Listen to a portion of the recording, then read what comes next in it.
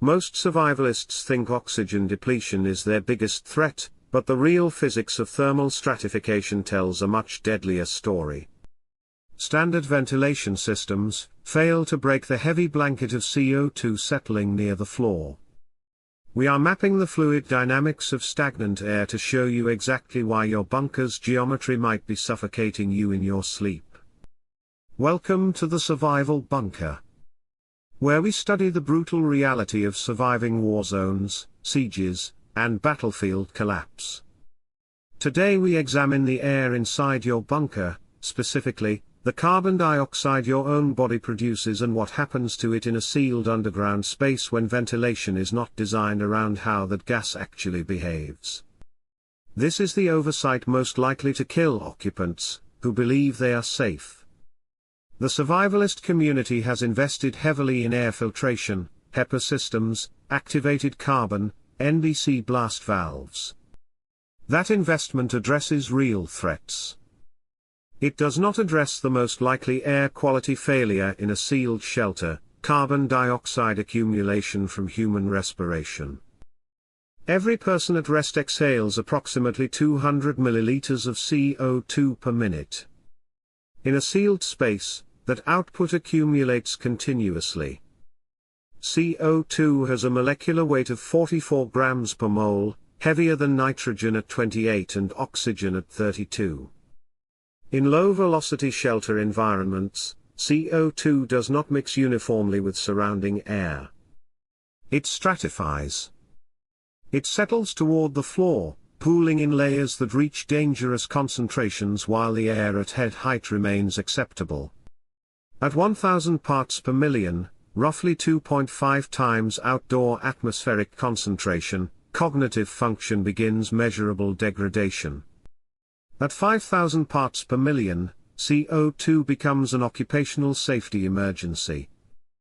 A bunker with functional oxygen levels and a running filtration system can simultaneously contain a CO2 concentration at floor level that is actively endangering its occupants. Exhaled breath leaves the body at approximately 37 degrees Celsius. It rises initially because it is warm. As it mixes with cooler surrounding air, it loses thermal buoyancy. The CO2 component settles downward under its greater molecular weight, accumulating at floor level, in sleeping quarters, low clearance corners, and behind furniture where air velocity drops to zero. This creates distinct atmospheric layers inside a sealed concrete box.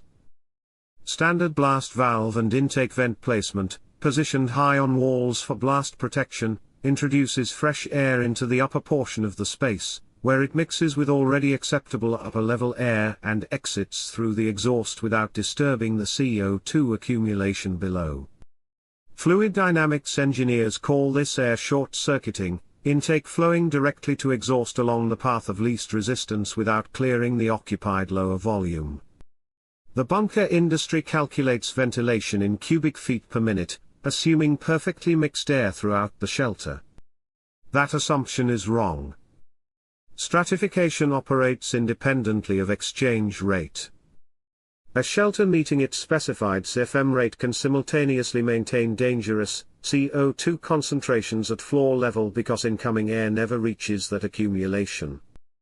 Cooler concrete walls and floors create stable thermal layering that actively resists vertical mixing without mechanical intervention directed specifically at the floor level atmosphere.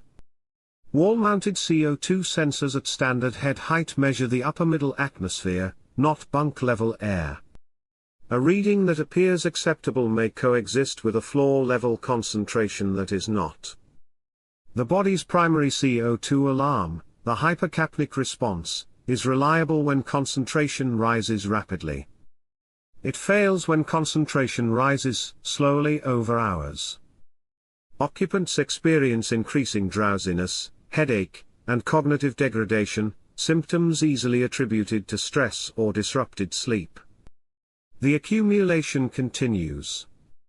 Corrective action becomes impossible before the cause is identified. This is the documented pattern across historical confined space CO2 incidents in mining and submarine environments. the solution is not more powerful ventilation. It is correctly directed ventilation with active mixing. Floor-level return vents draw CO2-enriched air into the system from where it actually accumulates, rather than leaving it undisturbed while ceiling-level air cycles above.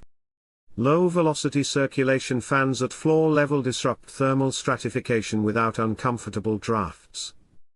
Multi-level gas monitoring, sensors at floor, midroom, and ceiling height, detects concentration gradients before they become dangerous, triggering automated circulation responses without requiring occupant awareness. The bunker that keeps its occupants alive is the one whose air actually reaches the people breathing it. Submarine designers solved this problem over a century ago. Floor-level returns, active mixing, and correctly placed sensors, three changes that separate a functioning shelter from a sealed room with ventilation that works everywhere except where you are sleeping.